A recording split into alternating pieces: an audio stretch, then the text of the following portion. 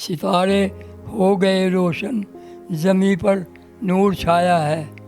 सितारे हो गए रोशन, ज़मीं पर नूर छाया है। महक उठी फ़िज़ा सारी, मदीने वाला आया है। मदीने की फ़िज़ाओं में बरसता नूर है हरदम, और इसी नूर से ये सारा आलम जगमगाया है। मेरे महबूब आ जाओ, बड़ी हसरत है मिलने की। मेरे महबूब आ जाओ, बड़ी हसरत है मिलने की। तुम्हारे ही लिए हमने ये अपना घर सजाया है।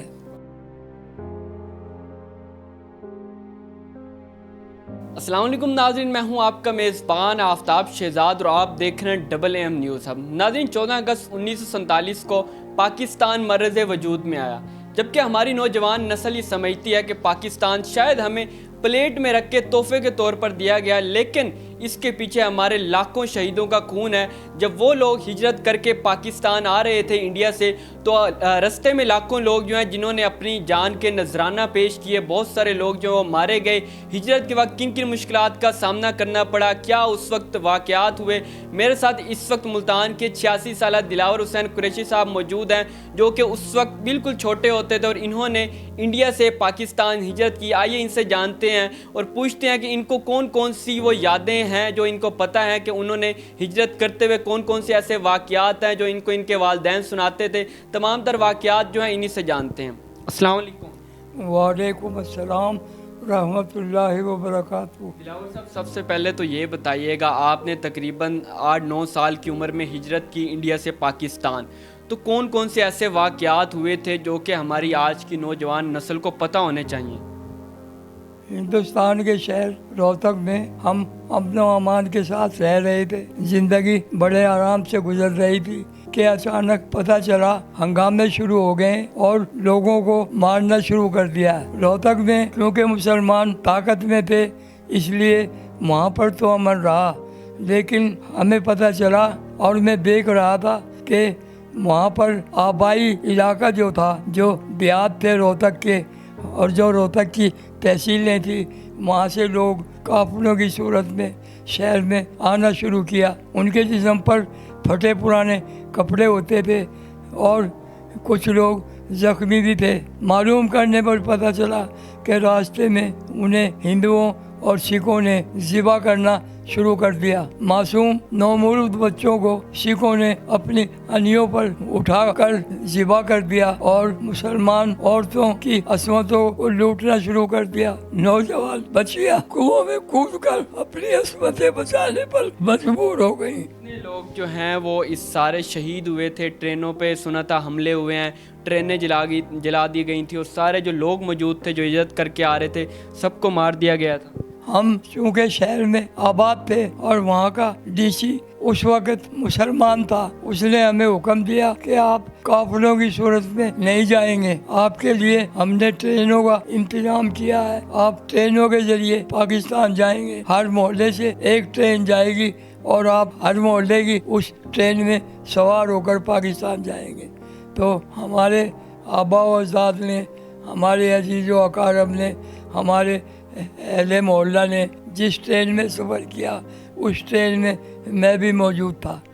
उस गाड़ी में सवार हुए जो रोहतक से पाकिस्तान के लिए रवाना हुई। लेकिन इससे पहले हमारे घर का सामान एक बैल रेडे पर रख दिया गया और इसी तरह से रोहतक के जो मुखैया ज़रात थे, उनका सामान भी बैल रेडों पर रखकर रवाना कर दिया गया, क्योंकि ये काफ़िले वहाँ पर आ रहे थे और वो बैल रेडे काफ़िलों के साथ शामिल हो गए। अच्छा, ये बताइएगा, बहुत सारे ऐसे लोग थे जो कि पाकिस्तान की तरफ उन्होंने हिजरत नहीं की, उन्होंने इंडिया में ही रहना पसंद किया, तो क्या वजूहात थी कि वो पाकिस्तान नहीं आना चाहते थे, वो इंडिया में ही रहे, हालांकि मुसलमानों के लिए एक अलहदा मुल्क बन रहा था पाकिस्तान? रोहतक की आखिरी हदूद दिल्ली से मिलती है और रोहतक की जितनी तहसीलें थी, मसलन झज्जर था, महम था, गोहाना था, ये तहसीलें जो थी, इनमें कोई लोग हिंदुस्तान में नहीं रहा। वो सब पाकिस्तान में आने पर मजबूर हो गए थे और वो पाकिस्तान में आ गए थे। दिल्ली से उस पार जितना इलाका था अगर रहे होंगे तो वहाँ पर मुसलमान रहे होंगे किसी वजह से, मगर दिल्ली से इधर कोई हिंदुस्तान में नहीं रहा। जब हिजरत हो रही थी तब बहुत सारे ऐसे फैमिली मेम्बर्स थे जो एक दूसरे से बिछड़ गए थे, क्योंकि अफरा तफरी का आलम था, हमले हो रहे थे मुसलसल, लोग छुप छुपा के पाकिस्तान पहुंच गए और रास्ते में कुछ लोग जो हैं वो मर गए या कुछ लोग जो हैं बिछड़ गए, तो फिर वो उन लोगों का क्या बना होगा। रोहतक की एक तहसील थी खड़कोता, जिसमें मेरी भाभी के अजीज़ो अकारब रिहाइश पजीर थे। हमें पता चला कि वहाँ पर हिंदुओं ने उनके मकानों को जलाकर उनके घरों को मिसमार कर दिया और किसी एक भी मुसलमान को जिंदा नहीं छोड़ा। तमाम मुसलमानों को उन्होंने जान से मार दिया, औरतों को अपने घरों में घसीट कर ले गए, नौजवान बच्चों को और मर्दों को और बूढ़ों को उन्होंने ज़िबा कर दिया। हमें ये रोहतक में पता चला जिस वक़्त वहाँ से काफ़िले चल के रोहतक में पाकिस्तान के लिए आ रहे थे और वो काफ़िले फिर रवाना हो गए पाकिस्तान की तरफ। अच्छा ये बताइएगा, इतनी ज़्यादा आप लोगों ने कुर्बानियाँ दी, उसके बाद जब आप पाकिस्तान में आए तो आपको वो हक मिला, वो माल जो आप पीछे छोड़ के आए थे हिंदुस्तान, ज़ाहिरी बात है कुछ लोग जो हैं बहुत ज़्यादा अमीर होंगे हिंदुस्तान में, जब पाकिस्तान में आए तो उनको उतना माल मिला, उस तरह की इज़्ज़त मिली उन्हें। जिस ट्रेन में हम सवार थे वो ट्रेन रोहतक से पाकिस्तान के लिए रवाना हुई। नारे तकबीर, अल्लाह अकबर के नारों के साथ जिस वक़्त हमारी ट्रेन अमृतसर के करीब पहुंची तो वहाँ पर ट्रेन रुक गई और जय श्री काल के नारे सुनाई देने लगे। आवाज़ें आई, खिड़कियाँ और दरवाजे बंद कर लो, तो हमारे बुज़ुर्गों ने ट्रेन की खिड़कियाँ और दरवाज़ों को बंद कर लिया कि अचानक गोलियाँ चलने की आवाज़ हमें सुनाई दी। पता चला कि हमारी ट्रेन में 4 जवान जो राजपूत थे और आर्मी से ताल्लुक़ रखते थे, वो बमा असले के ट्रेन में मौजूद थे। उन्होंने स्ट्रेट फायर किए जिससे भगदड़ शुरू हो गई और वो जो बलवाई हम पे हमला करना चाहते थे वो वहाँ से रफू चक्कर हो गए और किसी जवान ने ड्राइवर के कंधे पे या सर के करीब पिस्टल लगा दिया कि गाड़ी चलाओ, और वो मजबूर हो गया, उसने गाड़ी चलाई और हम पाकिस्तान की सरहद में लाहौर में दाखिल हो गए। जिस वक्त हम लाहौर में दाखिल हुए, हमारे दरवाजे, ट्रेन के खिड़कियां और दरवाजे बंद थे, तो वहाँ पर नारे तकबीर, अल्लाह अकबर के नारों के साथ हमने दरवाजे खोले और हमें पता चला कि हम पाकिस्तान में दाखिल हो गए हैं। लाहौर में स्टेशन के करीब खेमे लगे हुए थे, उन खेमों में हमें ठहराया गया और हमारी अच्छी तरह से खातिर मुदारत की गई। हम वहाँ 2-3 दिन ठहरे इस इंतज़ार में कि हमारा सामान पीछे से आ रहा है, उम्मीद है वो लोग भी पहुंच जाएंगे, मगर हमें पता चला कि रास्ते में उन लोगों को जानवरों की तरह ज़िबा कर दिया गया। कुछ मामूली लोग काफ़िले में पाकिस्तान पहुंचे, बाकी को रास्ते में ख़त्म कर दिया गया। आपके अजीज़ो अकारब भी शामिल थे? हमारे अजीज़ो अकारब तो सब ट्रेन में थे। ये वो लोग थे जो रोहतक शहर की मुज़ाफ़ाती बस्तियों से पाकिस्तान काफ़िले की सूरत में आ रहे थे। हम चूँकि ट्रेन में थे इसलिए हम महफूज रहे, अगर हम काफ़िले के साथ होते तो हम भी जुल्म व सितम की चक्की में पिस गए होते और पाकिस्तान में दाखिल ना होते। क्या वजह थी कि आप जो है उनका मुल्क छोड़ के पाकिस्तान आ रहे थे, फिर भी वो आपको वहाँ से ज़िंदा नहीं जाने दे रहे थे? वहाँ पे उन्होंने लाखों लोगों को जो है शहीद कर दिया। ये 2 कौमी नज़रिए के तहत पाकिस्तान वजूद में आया है।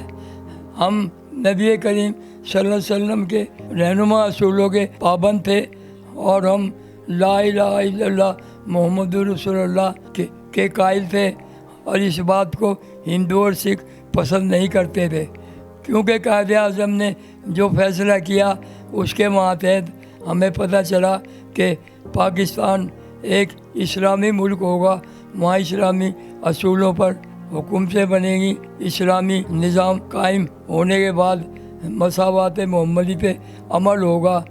इसलिए हम ये समझ कर कि पाकिस्तान इस्लामी मुल्क बनेगा, पाकिस्तान की तरफ रवाना हो गए थे। आप और आपके आबाओ अजदाद ने पाकिस्तान की तरफ हिजरत हुई, यहाँ पे मुल्तान में क़याम पजीर हुए, तो ये बताइएगा जो सोचकर आपने पाकिस्तान में हिजरत की थी कि यहाँ इस्लामी कवानीन पर अमल होगा, एक इस्लामिक स्टेट बनेगी जहाँ पे इंसाफ फराहम किया जाएगा, तो वो तमाम तर चीज़ें जो आपको यहाँ पे मिली हैं, ऐसा हुआ है पाकिस्तान में?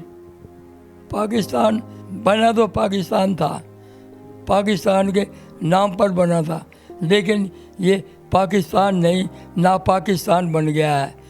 क्योंकि यहाँ पर जो 40 साल से जो हुक्मरान हुकूमत कर रहे हैं वो मेरे ख्याल से मुसलमान ही नहीं है, वो यहूदी लॉबी से ताल्लुक़ रखते हैं और अमेरिका के ग़ुलाम हैं, और वो यहाँ पर यहूदियत को कायम करना चाहते हैं। और यहाँ पाकिस्तान में उन लोगों का कोई इस्लाम से ताल्लुक़ नहीं है, ना वो उन्हें हम मुसलमान समझते, क्योंकि वो इस्लाम का कोई काम ही नहीं कर रहे।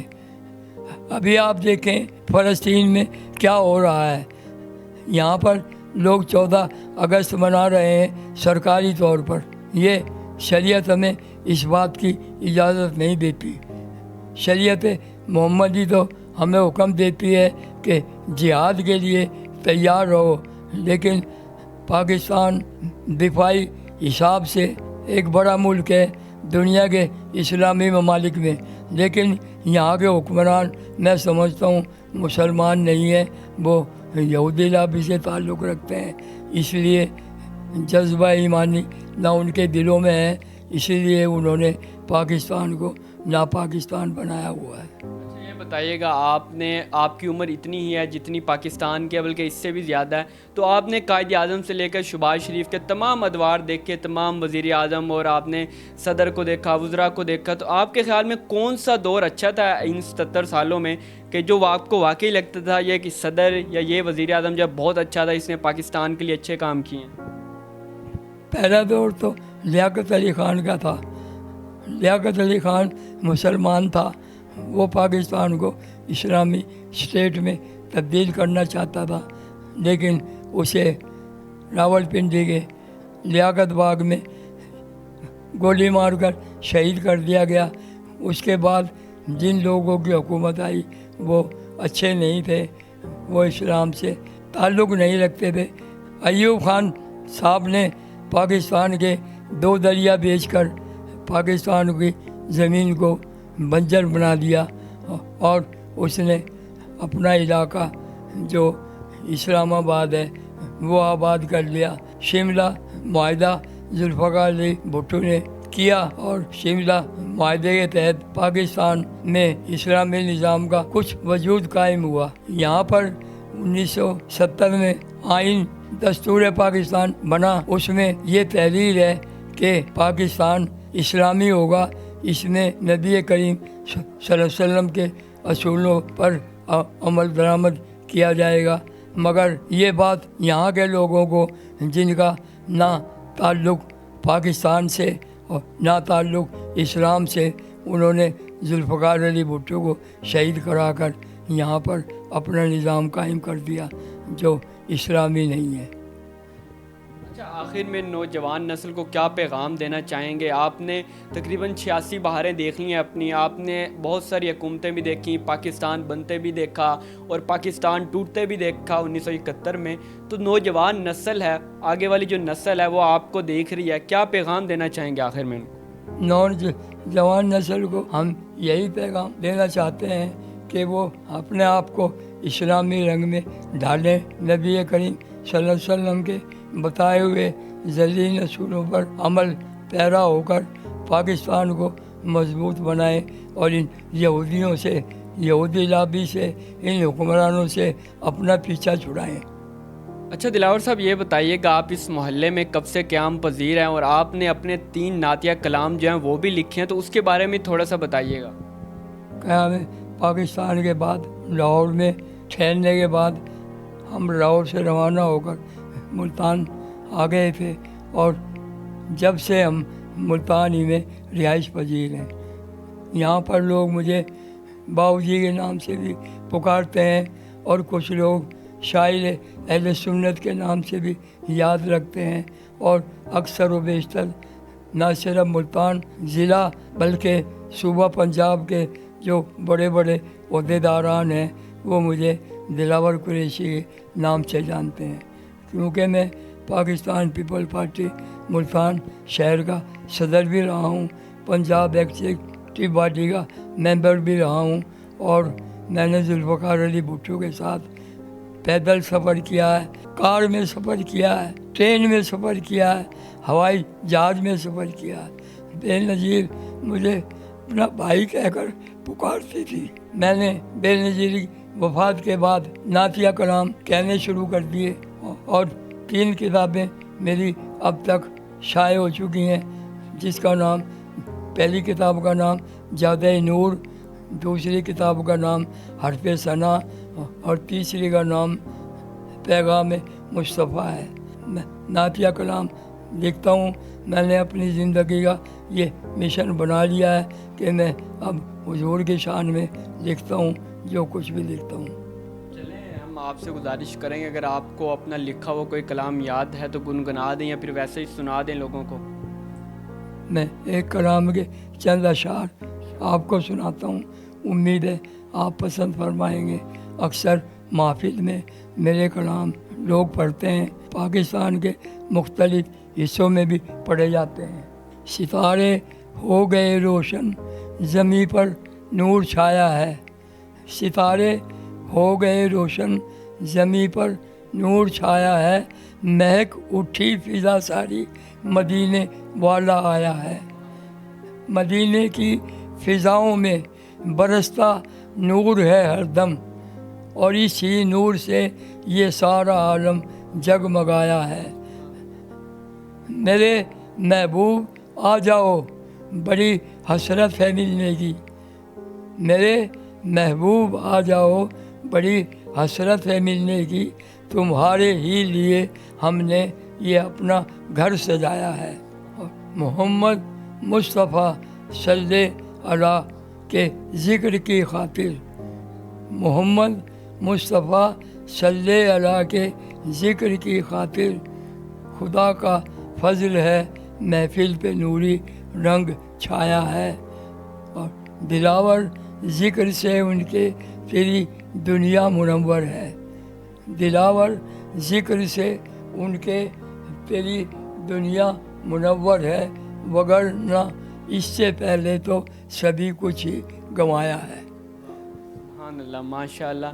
जी बिल्कुल नाज़रीन, ये थे दिलावर हुसैन कुरैशी, जिनकी उम्र तकरीबन 86 बरस है और इन्होंने पाकिस्तान जो है वो अपनी आंखों से बनते देखा और हमें ये वाक़यात सुना रहे थे कि किन किन कुर्बानियों के बाद जो है पाकिस्तान हमें नसीब हुआ है। हम नौजवान नस्ल को जो है इस पाकिस्तान की कदर करनी चाहिए, क्योंकि ये पाकिस्तान हमें प्लेट में तोहफे के तौर पर नहीं दिया गया, बल्कि हमारे लाखों ऐसे शहीद हैं जिनका खून लगा तो ये पाकिस्तान जो है ये हमें मिला है। तो हमें इस पाकिस्तान की कदर करनी चाहिए और इस पाकिस्तान को तरक्की की मंजिलें जो हैं पहुंचाने के लिए हमें जो काम करना चाहिए। तो उम्मीद है आपको आज की वीडियो अच्छी लगी होगी। इसी के साथ अपने मेज़बान आफ्ताब शहजाद को दीजिए इजाज़त। अल्लाह निगहबान।